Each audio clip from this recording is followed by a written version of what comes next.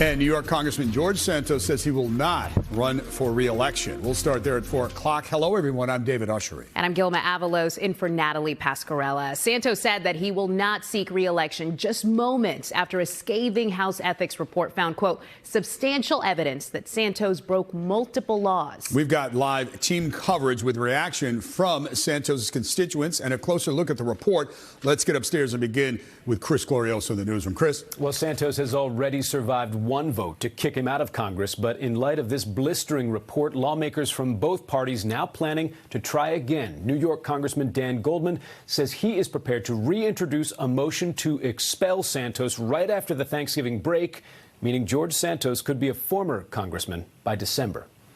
If I were George Santos, I'd be much more worried about going to jail than I would whether I remain in Congress. On social media, Long Island Congressman George Santos announced a partial surrender after months of calls to step down. I will continue on my mission to serve my constituents up until I'm allowed, he said. I will, however, not be seeking re-election for a second term in 2024. The pledge not to run, not enough for Santos's critics. Today, both Republicans and Democrats signaling they'll kick him out after Thanksgiving. And I would expect George Santos to be expelled from Congress as soon as we get back to Washington, D.C. Until now, some lawmakers resisted expulsion, preferring to wait for the House Ethics Committee report. Now that it's out, there is no shortage of public evidence of corruption. The wide-ranging report concludes Santos blatantly stole from his campaign, deceived donors, reported fictitious loans, and told a constant series of lies to constituents, donors, and staff about his background and experience.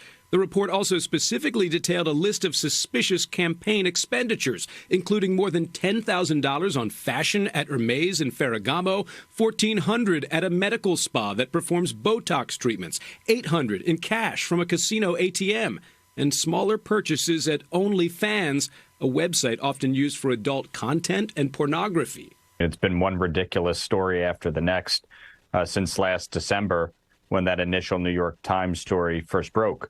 It was 11 months ago that the New York Times published its investigation, highlighting a cascade of falsehoods on Santos's resume. The Long Island Republican later admitted to making deceptive or misleading statements about his education, religious background, and employment.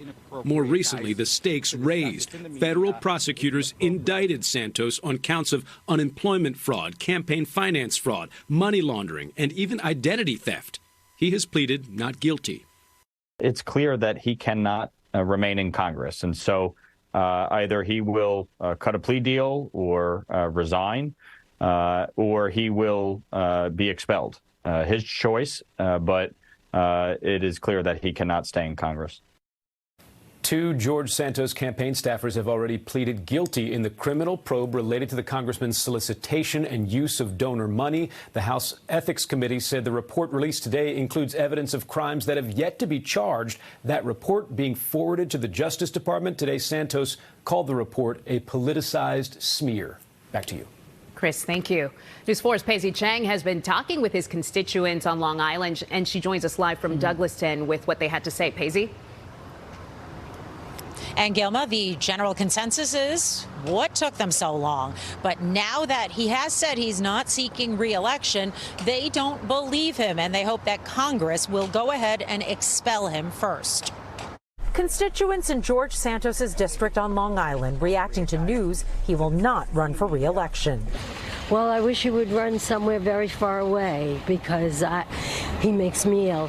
Shoppers in Plainview today didn't hold back their feelings. It's about time, and he should be expelled because he's a disgrace to the Congress. Yay! I just read it on my phone. Yes.